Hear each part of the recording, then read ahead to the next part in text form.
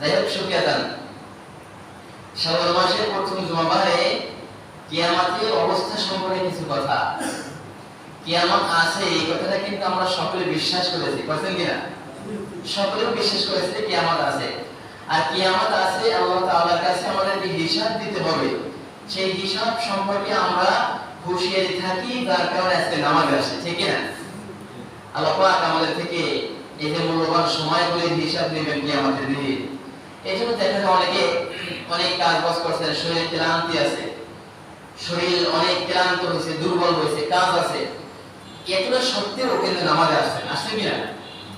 অনেকে অনেক ব্যস্ততার মধ্যে থেকে ব্যস্ততা উপেক্ষা করে তারপরে নামাজে আসছে। আলহামদুলিল্লাহ, আল্লাহ তাআলা এদের জন্য এই জান্নাত রেখেছেন, এরাই জান্নাতে যাবে আলহামদুলিল্লাহ। তো রাসূলুল্লাহ সাল্লাল্লাহু আলাইহি ওয়াসাল্লাম কিয়ামত সম্পর্কে বর্ণনা করতে গিয়ে বলেন যে কিয়ামতের মধ্যে একটা মানুষের বিশাল একটা ভিড় হবে, বিশাল একটা সমাগম হবে। সেখানে মানুষ কেমনে মুক্তি পাবে সেই ব্যাপারে একটা অবস্থা খোঁজার জন্য কার কাছে যাবে, কিভাবে গিয়ে মানুষ মুক্তি পাবে, জাহান্নাম থেকে মুক্তি পাবো।